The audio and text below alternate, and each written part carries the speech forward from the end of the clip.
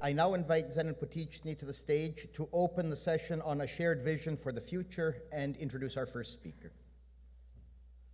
It is now my great pleasure to introduce someone very well known on the international stage, a respected author and academic. Prior to her move into politics, she has played a critical role in the Canadian response to conflict in Ukraine, including the implementation of sanctions on Russia and sending aid to Ukraine. Ladies and gentlemen, the Honorable Chrystia Freeland, Deputy Prime Minister and Minister of Finance of Canada. Вітаємо. Зенон, дякую дуже. Я дуже рада бути з вами сьогодні. Thank you very much. Je tiens d'abord à souligner que nous sommes réunis sur les territoires traditionnels de nombreuses nations, notamment les Mississauga du Credit. So I am very happy to be here today. I am really grateful to my old friend Zenon Potichny for making this happen. Goldie, thank you for your very personal and eloquent remarks, and thank you for the support. It is great also to have a trika, a trio, and that is an important number in Ukrainian culture, of strong Ukrainian and Ukrainian Canadian women with us today. We've already heard about how great Yulia Kovalyev is. Yulia, встань.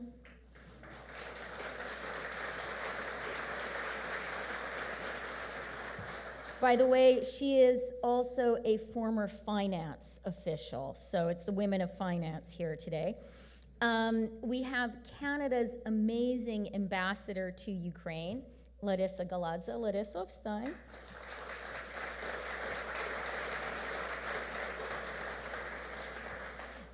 And Ukraine's Deputy Minister of Economy, Tatiana Berezhna. Tatiana, встань.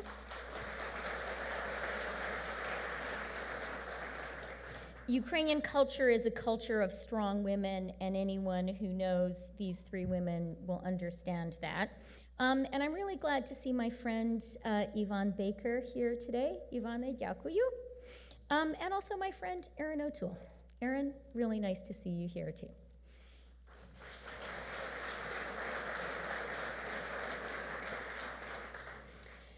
So I'd like to thank everyone who has taken the time to be here today to talk about how we can support Ukraine in its brave and hard fight to win this war, and in the absolutely essential work of rebuilding Ukraine after Ukraine's victory.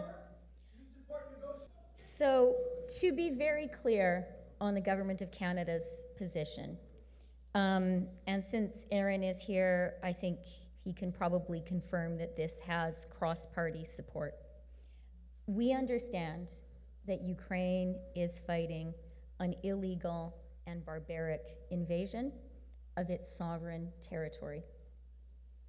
We understand that Ukraine has the absolute right to defend itself as it is doing, and we are proud to support Ukraine in that fight to regain its sovereignty and to liberate the Ukrainians in the occupied territories, where we have just seen, most recently in Kherson, horrors are being visited upon those people, and we shouldn't forget that.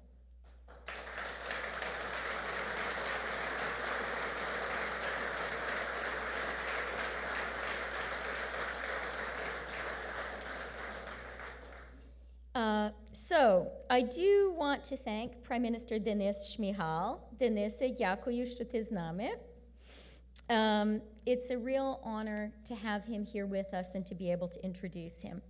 But before we hear from Denis, I just want to speak briefly about the contributions that Canada and Canadians, all the people here, have made to Ukraine in its courageous fight, and talk about why it's so important for us to continue to do everything we can to help Ukraine win. Ukrainians are not going to give up. I think that is very, very clear. We need to be sure that Ukraine's allies, very much including Canada, are equally steadfast and resolute. Cela fait maintenant 9 mois que des chars d'assaut russes ont traversé la frontière ukrainienne. And for 9 months, the people of Ukraine have, with incredible heroism, with incredible tenacity, and frankly, with incredible intelligence, fought to defend their freedom. I know that every single one of us here has been inspired by their bravery. They're fighting for their freedom and their sovereignty. They are also fighting our fight, the fight for democracy. Putin is trying to conquer Ukraine. He wants to show that Russian tyranny can defeat Ukrainian democracy. He is also trying to show that tyranny writ large can defeat democracy itself. We cannot allow that to happen. Our security is in jeopardy as well. Which is why, so far this year, Canada has committed more than $5 billion in financial, military, and humanitarian aid to Ukraine.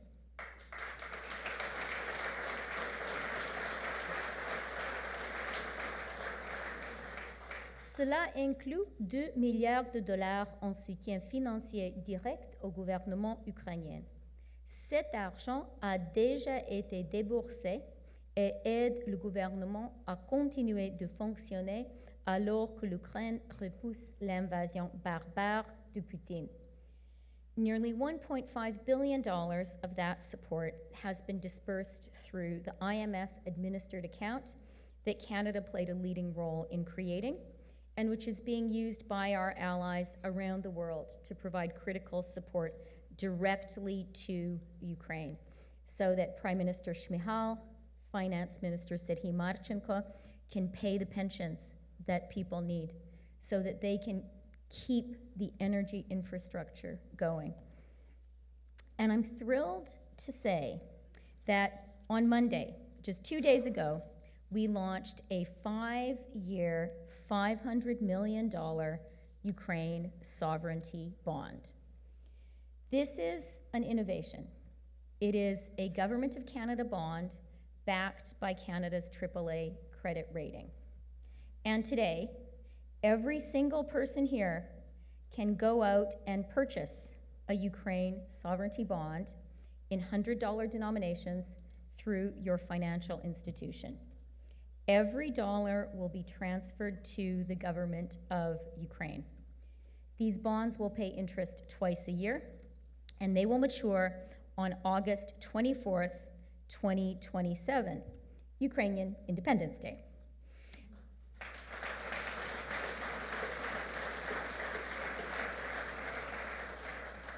We expect these bonds to sell out quickly, and the issuance closes on November 29th.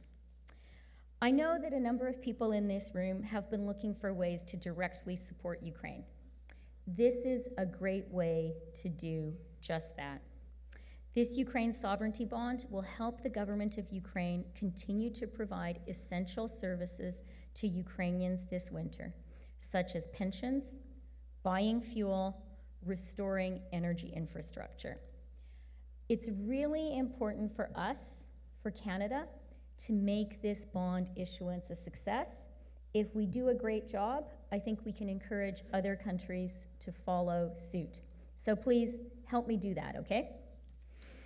Now, before I conclude, let me say this. History will be as kind to the people of Ukraine as it will be harsh to Vladimir Putin. I also know that history will look very kindly on Ukraine's leaders. President Zelensky, Prime Minister Shmyhal, and their remarkable teams. They could have fled in February. With Russia hunting them, it would have been safer to do so. But I think we all remember the choice they made. We remember, I need ammunition, not a ride. We remember that they stayed. Mais tout. They have shown remarkable resolve in the face of a truly historic challenge. Their resolve has helped strengthen the will of the remarkable people of Ukraine and the commitment of people around the world to support Ukraine. Now, Prime Minister Shmyhal was one of the people who stayed. In that famous video on that terrifying night when President Zelensky said, "Ya тут," I'm here, and he pointed to his core team and said who was there. He said, "Premier-Minister тут," the Prime Minister is here. He and I speak to each other very often, sometimes every day, in tense periods. And every time I speak to him, I am reminded that while I'm talking to him from my comfortable office in Ottawa, or as I often do from my kitchen table in Toronto, he is helping to lead a country at war. So I am really grateful that Prime Minister Shmyhal is taking the time to speak to us today. I have told Prime Minister Shmyhal that Canada and Canadians will be there for as long as it takes. This conference is proof of our country's commitment. Each one of you who is here is proof of our country's commitment. And now, let me turn it over to my friend, Ukraine's Prime Minister Denis Shmyhal. Slava Kanadi, Slava Ukraini.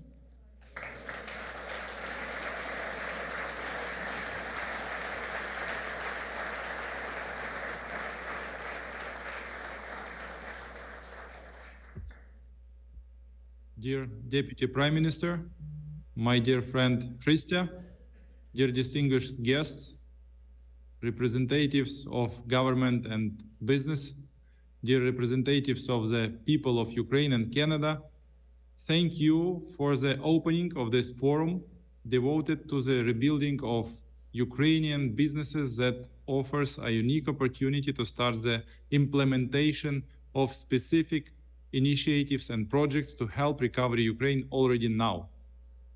Ukraine is grateful to have Canada as a long-term friend of our country since the day of our independence.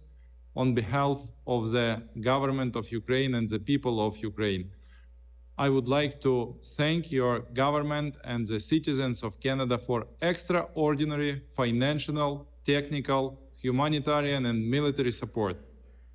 It helps to preserve our country and prevail as a strong democracy in the future. We appreciate the hospitality to the community of Ukrainians who fled the country due to the war.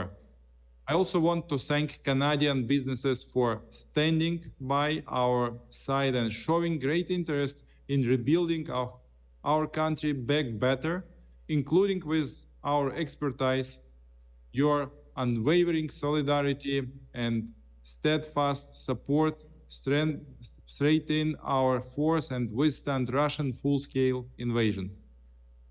Every day, Ukraine suffers extensive losses from Russian attacks on our cities and population, which is leading to a high human toll, physical damage, including our critical infrastructure. Even now, during last 2 hours, Russian terrorists shell Ukraine, and we are grateful to European Parliament for recognizing Russia as a country sponsoring of terrorism. So they immediately proved this, even right now. Our energy infrastructure has been a target for airstrikes as a result of the Russian terrorist attacks during October and November. Today, we are going through a large-scale energy crisis with blackouts and interruptions in heat and water supply. To restore the operation of our energy system and survive winter, we need significant financial resources and, most importantly, a specific equipment that is scarce worldwide. Therefore, we count on the support of Canadian businesses in this matter to help meet critical supply needs in this extremely challenging situation. We are talking about the work of critical social infrastructure, hospitals, and utility services, as well as the ability of Ukrainians to have electricity and heating in their homes and shelters this winter. It is clear to us that process of rebuilding our country needs to start right now. This is our chance to save lives and the health of Ukrainians and support the resilience of our economy today. No reconstruction can commence without investment. This is yet another important economic front, and we believe that the Ukrainian economy has a high attractiveness despite the war and all the challenges given the interest of the private sector. The key areas which are and will be a priority for us are security sector and military industrial complex. The unique contemporary world combat experience of our army and the material and technical base for the production of modern weapons and also protection of safety for Ukrainians and businesses, this is a guarantee of the stable functioning of the economy. The second option is agricultural sector. Ukraine has 33% of the world's black soil. Favorable climate, recycling opportunities. Ukraine is one of the guarantors of global food security. In 2021, our contribution to the world food market was equivalent to the nutrition of around 400 million people.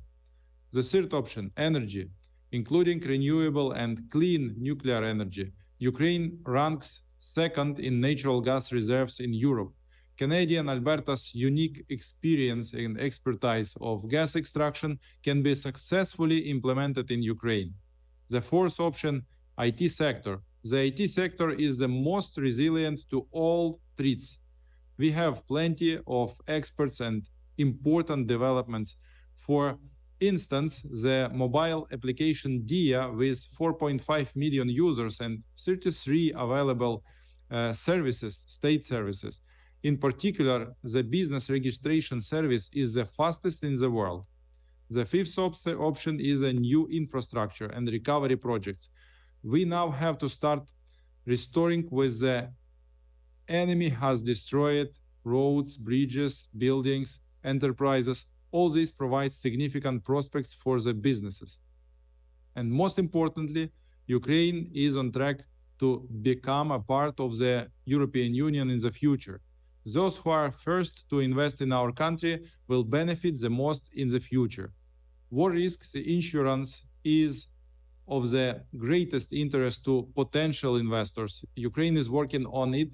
In particular, the World Bank is ready to support investment in Ukrainian economy. We are negotiating with the International Finance Corporation and MIGA. I hope that the successful experience of MIGA will push local export credit agencies, including Export Development Canada, forward similar decisions.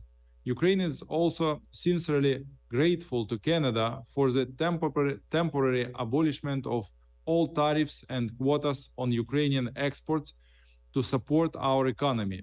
It made us more resilient and intensified our mutual economic cooperation. This is just yet another argument for starting fruitful cooperation with Ukraine and Ukrainian business today. In addition, Ukraine's sovereignty bonds guaranteed by the government of Canada allow everyone to join the strengthening and rebuilding of Ukraine. This is a unique and significant financial support instrument. And thank you, Christia, and thanks to your Prime Minister Trudeau for this great instrument for our support. Therefore, let's unite our efforts for victory over the enemy, for the prosperity of the people of Canada and Ukraine, for a safe world for coming generations. Thank you for your attention. Thank you for your support. Glory to Canada. Slava Україні!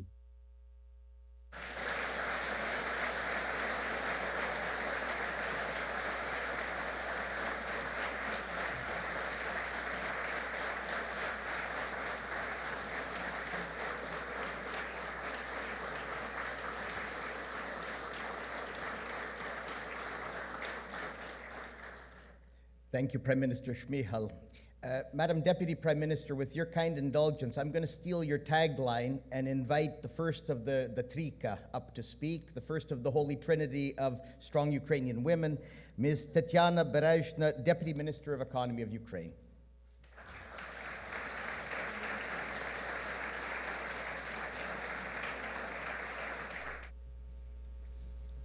Dear ladies and gentlemen, before I share with you our vision for the future, I would like to share a personal story from my family's past.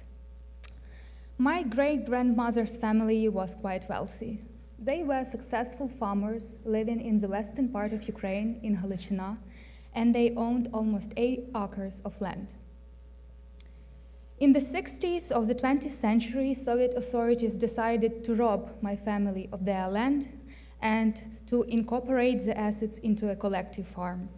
When the tractor came to expropriate the land, my fearless great-grandmother threw herself under its wheels and screamed that she would not give up her land that belonged to her and fed her family. The tractor driver, in shock, drove around my great-grandmother, and so she managed to save a few meters of land. The rest was alienated to the collective farm, together with state buildings, farming equipment, and livestock. This is how the Soviet authorities killed the entrepreneurial spirit and punished Ukrainians for their business ideas. And the task of Ukraine today is to revive the spirit of entrepreneurship in Ukrainian people. And I am talking specifically about small and medium enterprises who resiliently create an ecosystem of jobs around them, who pay taxes, and who produce innovative goods and services. Small and medium businesses are massive, resilient, and sustainable driver of our post-war reconstruction. That's why we should treat them as the unique players of the Ukrainian economy. And this year, no matter the war, the government of Ukraine, following the initiative of the Prime Minister, launched Yerobota grant program. It provides grants for entrepreneurs to start or expand their businesses. A mandatory condition is that the grant is the employment of at least 2 people and the return of grant in the form of taxes. And you know, the demand is unbelievable. Since the beginning of the war, we have received through our online portal DIA almost 14,000 applications, and 2,000 of them are successful. These people launched small solar stations, they produce military uniform, they open inclusive bakeries where children with Down syndrome work, and what's the most important, almost half of them are women. These people have already created 4,000 jobs, and we hope for more in the next year when the program continues. And the conditions of this grant program allow to attract the funds from investors all over the world. However, it's not the only thing we ask. We ask you to think today how Ukrainians, how the small and medium enterprises can be useful to you tomorrow.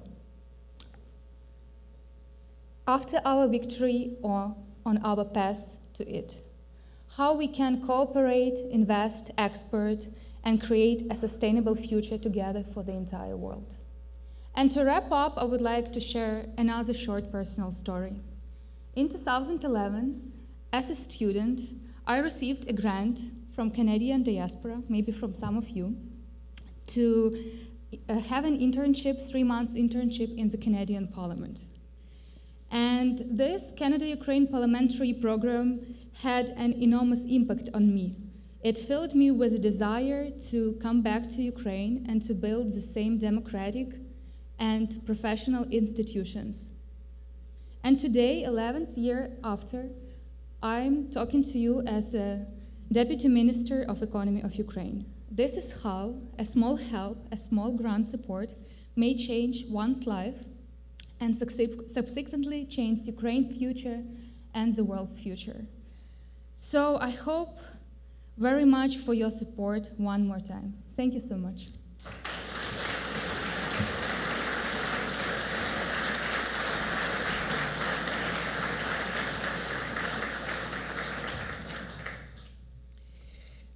ask Her Excellency Yulia Kovaliv, Ambassador of Ukraine to Canada.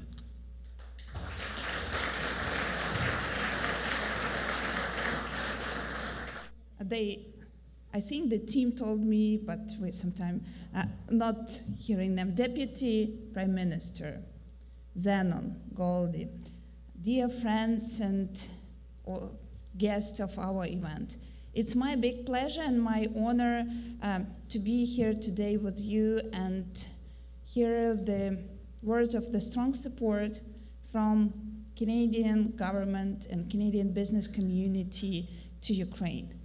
And many of you and many of the guests today, I saw in 2019, during the first trip of President Zelensky and his team after the elections. It was in Canada, and we've done at that time also the big business conference. In my previous job, I was heading the Ukraine's National Investment Council. So I'm happy that I see a lot of friends with whom we met for years here in Canada. And for some of those new faces and the new guests which we have today, I would like maybe a bit of remind of Ukraine and what the country is Ukraine. Because from many of my conversations in Canada, since I've arrived here in the last days of March, a lot of people were telling me, look, we were seeing all of these presentations about Ukraine being the big agriculture country, having a strong IT sector, but we thought actually that was a marketing, and that you were doing all of this presentation to promote the country.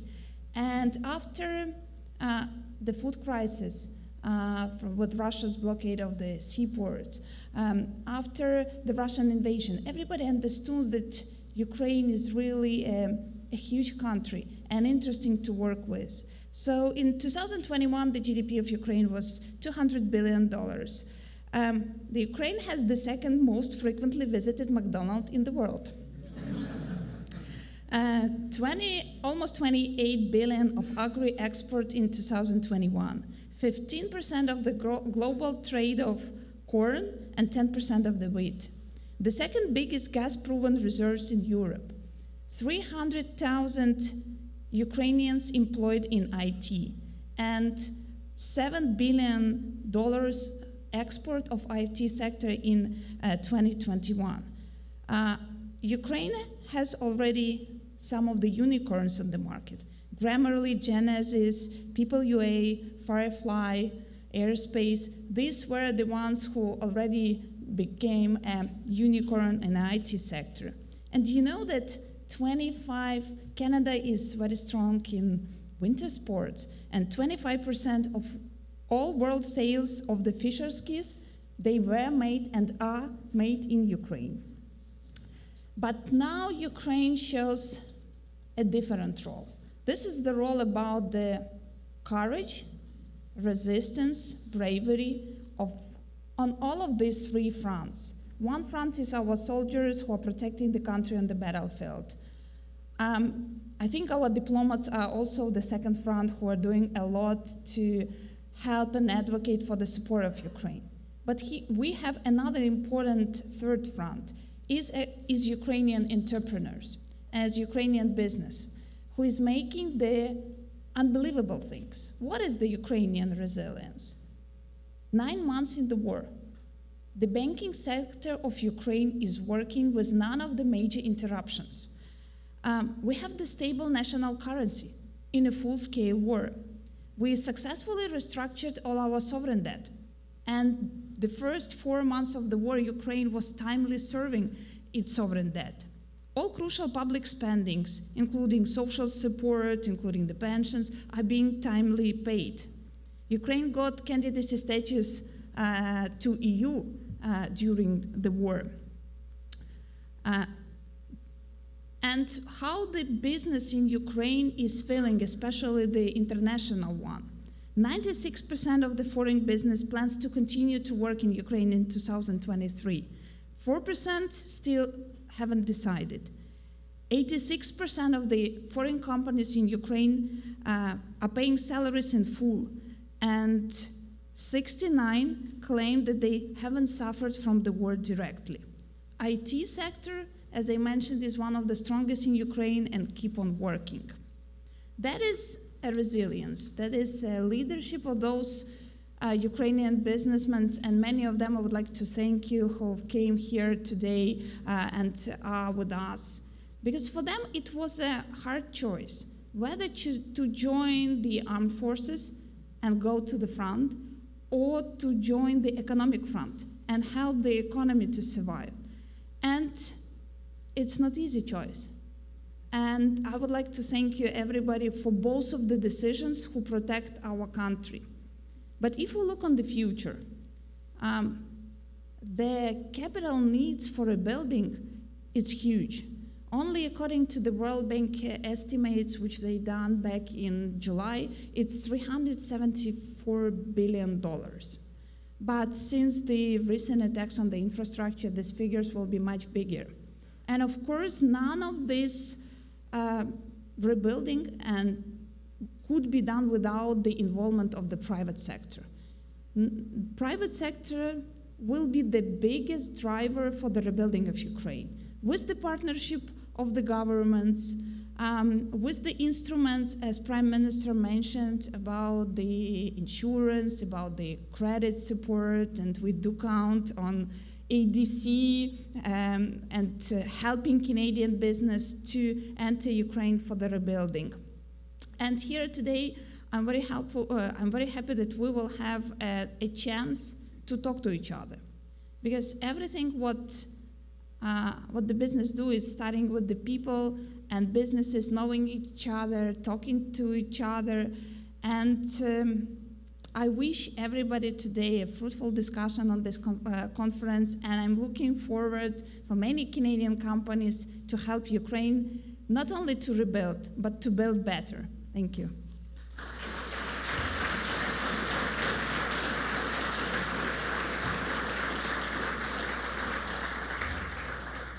And we now ask Her Excellency Larisa Galadze, Ambassador of Canada to Ukraine, to the podium.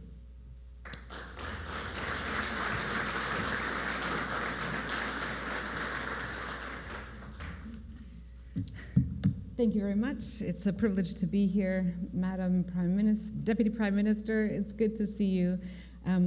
Goldie, thank you for being here. Zenon, congratulations. You did it. I remember the first phone call when you said, should I do this? And we just went with faith. I said, yeah, you should. I knew it was going to mean a lot of visa questions for me. And I want to thank everyone who helped with that. It's a real privilege to be here today. And to the Canadians in the room, I want to tell you what a privilege it is to represent Canada in Kyiv at this time. I also want to welcome the Ukrainians who are in the room. I think that they should stand up, and I want to tell you, stand up, Ukrainians in the room who came from Kyiv or elsewhere in Ukraine.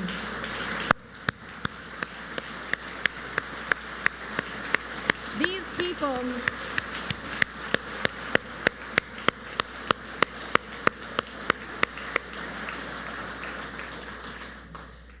I want you to understand what an investment in time and energy and mental health resources it is to get to Canada from Ukraine these days.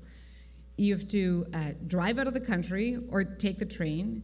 You wait at one border and you wait at another border. You have to get your visa. You have to overnight in Warsaw. You have to get on a plane and make the rest of the journey that many of you will be familiar with. So the fact that you have so many here, I think, shows the importance of this event. I think what we're doing here is highlighting the pressing need that Ukraine will have for all of its partners to stand with it in its rebuild. But I think it's also a time to highlight the opportunity that Canadian business has to work with an incredible sense of purpose, underpinned by the most noble goals of freedom, dignity, and democracy, with a people who are proving to us every single day that these values are worth dying for. So That's why you're in the room today. I want to share and build on what my good colleague Yulia has just said, and share 3 observations from my perch in Kyiv. I do live in Kyiv. Everyone in Canada, I've been here for a few weeks, asks me where I live. I live in Kyiv. I live in Ukraine. I'm Canada's ambassador there. I'm there. So just in case there was any doubt.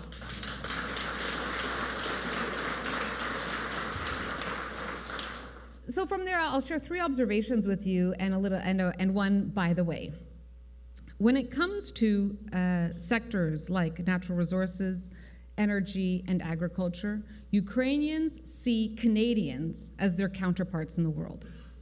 It's the geography, the size, the geology, the climate, the growing seasons.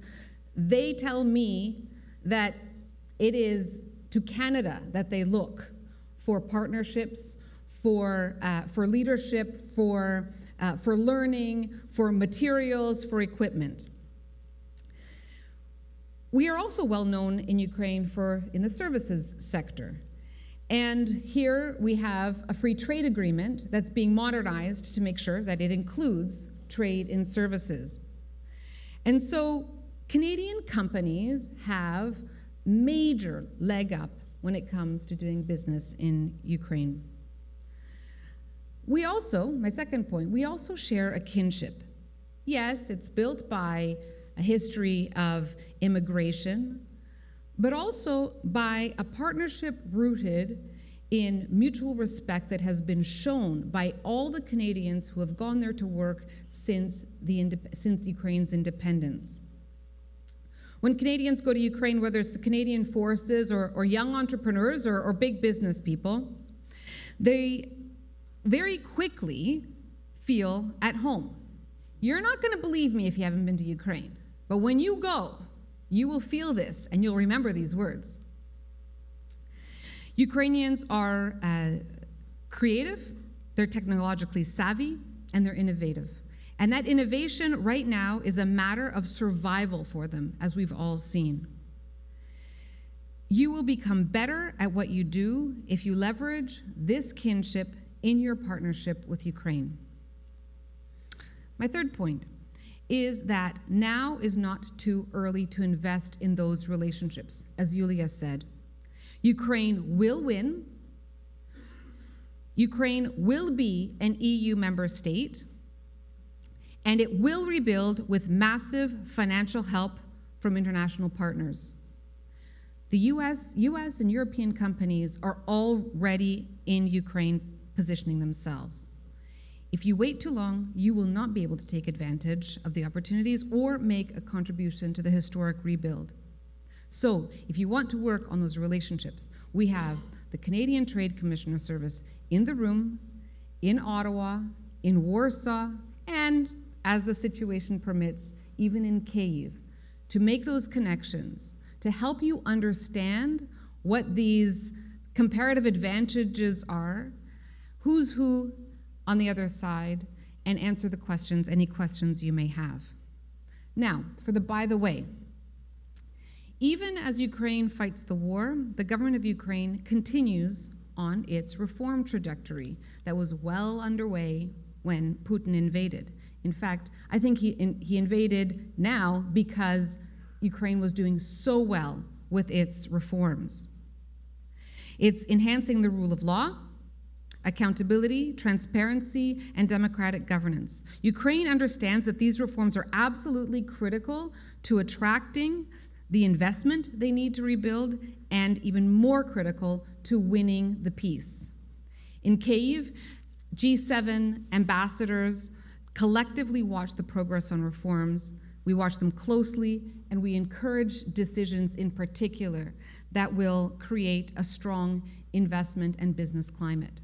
So, thank you for being here. I look forward to seeing as many of you as possible in Kyiv.